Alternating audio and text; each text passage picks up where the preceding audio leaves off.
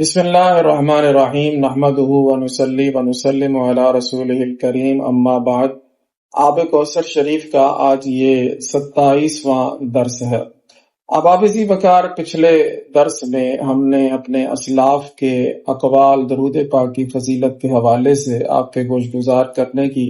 سعادت حاصل کی تھی۔ آج مزید اس سلسلے کو آگے بڑھاتے ہیں اور اپنے اسلاف کے مزید کچھ اقوال درود پاک کی برکات اور اس کی فضیلت کے حوالے سے آپ کو سنانے کا شرف حاصل کریں گے۔ حضرت علامہ حلیمی رحمۃ اللہ تعالی علیہ وہ فرماتے ہیں کہ رسول اللہ صلی اللہ تعالی علیہ وآلہ وسلم کی تعظیم کرنا یہ ایمان کا راستہ ہے، اور یہ بھی امر مسلم ہے کہ تعظیم کا درجہ محبت سے بھی بالا تر ہوتا ہے۔ لہٰذا ہم پر لازم ہے کہ جیسے غلام اپنے آقا کی یا بیٹا اپنے باپ کی تعظیم و توقیر کرتا ہے،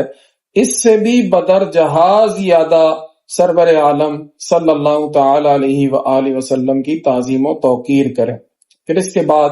آپ نے کچھ آیات اور احادیث مبارکہ اور صحابہ کرام رضی اللہ تعالی عنہم اجمعین کے کچھ طریقے ذکر فرمائے ہیں جو کہ سرکار دو عالم صلی اللہ تعالی علیہ وآلہ وسلم کی کمال تعظیم اور توقیر پر دلالت کرتے ہیں۔ اس کے بعد آپ نے فرمایا کہ یہ ان حضرات کا حصہ تھا جو سر کی آنکھوں سے حضور کا مشاہدہ کرتے تھے، اور آج تعظیم و توقیر کے طریقوں میں یہ بھی ہے کہ جب حضور صلی اللہ تعالی علیہ وآلہ وسلم کا ذکر پاک جاری ہو تو ہم صلاۃ و سلام پڑھیں۔ پھر فرمایا کہ اللہ تعالیٰ بھی حضور علیہ الصلاۃ والسلام پر درود پاک بھیجتا ہے، اور اللہ تعالیٰ کے فرشتے بھی، حالانکہ فرشتے شریعت مطہرہ کے پابند نہیں ہیں، تو وہ درود پاک پڑھ کر اللہ تعالیٰ کا قرب حاصل کرتے ہیں۔ لہٰذا ہم ان فرشتوں سے زیادہ اولا، احق، احرا، اخلق ہیں کہ درود پاک پڑھیں اور اللہ رب العزت کا قرب حاصل کریں۔ غوث اعظم محبوب سبحانی قطب ربانی حضرت سیدنا شیخ عبد القادر جیلانی حسنی حسینی بغدادی غوث اعظم رضی اللہ تعالیٰ عنہ کا ارشاد گرامی ہے۔ آپ فرماتے ہیں علیکم بلزوم المساجد بکثرت الصلاۃ علی النبی صلی اللہ تعالی علیہ وآلہ وسلم، یعنی اے ایمان والو تم مسجدوں اور اللہ تعالیٰ کے حبیب صلی اللہ تعالی علیہ وآلہ وسلم کی ذات بابرکات پر درود پاک کو اپنے لیے لازم کر لو۔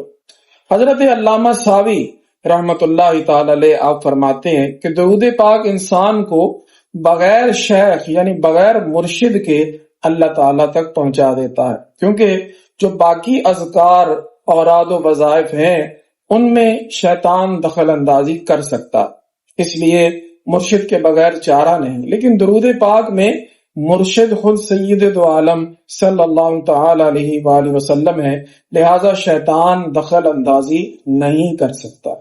علامہ سخاوی رحمت اللہ تعالی علیہ نے بعض بزرگوں سے نقل فرمایا ہے کہ ایمان کے راستوں میں سے سب سے بڑا راستہ نبی کریم علیہ الصلاۃ والسلام پر درود پاک پڑھنا، محبت کے ساتھ ادائے حق کی خاطر، تعظیم و توقیر کے لیے، اور درود پاک پر مواظبت یعنی ہمیشگی کرنا یہ ادائے شکر ہے، اور رسول اکرم صلی اللہ تعالی علیہ وآلہ وسلم کا شکر ادا کرنا واجب ہے، کیونکہ حضور صلی اللہ علیہ وسلم کے ہم پر بڑے بڑے انعام ہیں۔ رسول مکرم شفیع معظم صلی اللہ تعالی علیہ وآلہ وسلم ہماری دوزخ سے نجات کا سبب ہے، وہ ہمارے جنت میں جانے کا ذریعہ ہے، وہ ہمارے معمولی عملوں سے فوز عظیم حاصل کر لینے کا ذریعہ ہے، وہ ہمارے شاندار اور بلند ترین مراتب حاصل کر لینے کا ذریعہ ہے، صلی اللہ تعالی علیہ وآلہ وسلم۔ علامہ اکلیشی رحمت اللہ تعالی علیہ فرماتے ہیں کہ وہ کون سا وسیلہ شفاعت ہے اور کون سا عمل ہے جو زیادہ نفع دینے والا ہو اس ذات والا صفات پر درود پاک پڑھنے سے جس ذات بابرکات پر اللہ تعالی اور اس کے فرشتے درود بھیجتے ہیں۔ بس اس ذات والا صفات پر درود پاک پڑھنا نور اعظم ہے،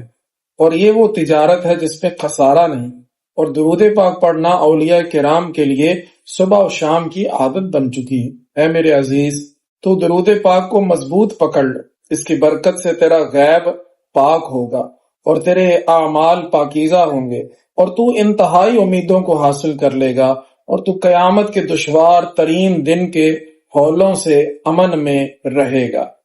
حضرت علامہ عراقی رحمت اللہ تعالی علیہ فرماتے ہیں، اے میرے عزیز، تو اس ذات بابرکات پر درود پاک کی کثرت کر جو سید السادات یعنی سارے سرداروں کے سردار ہیں، جو سعادتوں کی کان ہیں، کیونکہ اس ذات والا صفات پر درود پاک پڑھنا خوشیوں کے حاصل کرنے کا ذریعہ ہے اور نفیس ترین رحمتوں کے حاصل کرنے اور ہر نقصان پہنچانے والی چیز سے بچنے کا ذریعہ ہے، اور تیرے لیے ہر درود پاک کے بدلے زمین و آسمان کے مالک کی طرف سے 10 رحمتوں کا نزول اور 10 گناہوں کا مٹانا اور 10 درجوں کے بلند کرنے کا انعام ہے،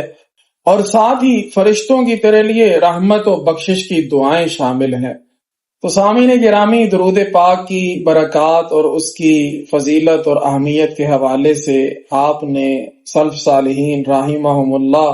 کے اقوال اور آپ کے ارشادات سماعت فرمائے۔